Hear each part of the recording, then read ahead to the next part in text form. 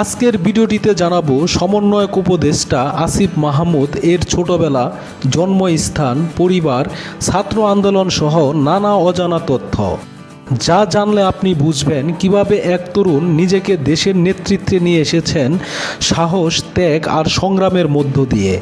ভিডিওটি শেষ অবধি মনোযোগ দিয়ে দেখুন। সবাই যখন ব্যস্ত নিজের জীবন নিয়ে, তখন একজন তরুণ পেছনে তাকায়নি। সে নেমে পড়েছিল বৈষম্যের বিরুদ্ধে, গুলি আর গ্রেপ্তারের ভয় অপেক্ষা করে। সেই তরুণের নাম আসিফ মাহমুদ। আজ তাকে সবাই চেনে অন্তর্বর্তী সরকারের যুব ও ক্রীড়া মন্ত্রণালয়ের দায়িত্বপ্রাপ্ত উপদেষ্টা হিসেবে।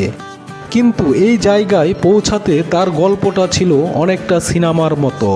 কুমিল্লার মুরাদনগর উপজেলার আন্দিকুট ইউনিয়নের এক সাধারণ পরিবারে 1998 সালে জন্ম তার। গ্রামের নাম আকুবপুর। বাবা মোহাম্মদ বিল্লাল হোসেন একজন স্কুলের প্রধান শিক্ষক আর মা রোকসানা বেগম একজন গৃহিণী। পরিবারে 3 বোনের একমাত্র ভাই আসিফ ছিলেন খুবই আদরের। 2015 সালে ঢাকার নাখালপাড়া হোসেন আলী হাই স্কুল থেকে এসএসসি পাশ করেন। এরপর আদমজী ক্যান্টনমেন্ট থেকে এইচএসসি, তারপর ভর্তি হন ঢাকা বিশ্ববিদ্যালয়ের ভাষাবিজ্ঞান বিভাগে। বর্তমানে তিনি সেই বিভাগেরই একজন মাস্টার্সের শিক্ষার্থী। ছাত্র জীবনেই বদলে যেতে থাকে তার পরিচয়। বিশ্ববিদ্যালয়ে পড়ার সময় জড়িয়ে পড়েন ছাত্র অধিকার ও বৈষম্য বিরোধী আন্দোলনে।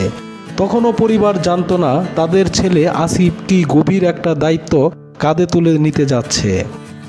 পুলিশের গুলিতে একের পর এক শিক্ষার্থী নিহত হওয়ার পরেই পরিবার জানতে পারে আসিফ এই আন্দোলনের অন্যতম সমন্বয়ক। তখন তার বাবা মা বোনেরা অনুরোধ করেছিলেন বাড়িতে ফিরে এসো, কিন্তু আসিফের জবাব ছিল, আমার অনেক ভাই বোন শহীদ হয়েছেন পুলিশের গুলিতে, আমি কিভাবে এখন ঘরে ফিরে যাই। আসিফ মাহমুদের এই অদম্য সাহস, আত্মত্যাগ ও নেতৃত্বই আজ তাকে পৌঁছে দিয়েছে দেশের অন্তর্বর্তী সরকারের উপদেষ্টার চেয়ারে। একটি গ্রাম থেকে উঠে এসে রাজপথে দাঁড়িয়ে মানুষের জন্য লড়াই করে একজন তরুণ এখন জাতীয় দায়িত্বে। এ যেন বাস্তব জীবনের এক নায়ক। ভিডিওটি এখন পর্যন্ত দেখার জন্য অসংখ্য ধন্যবাদ। এমন আরও মানুষের জীবনের অজানা গল্প জানতে আমাদের চ্যানেলটি সাবস্ক্রাইব করে পাশে থাকুন। ধন্যবাদ সাথে থাকার জন্য।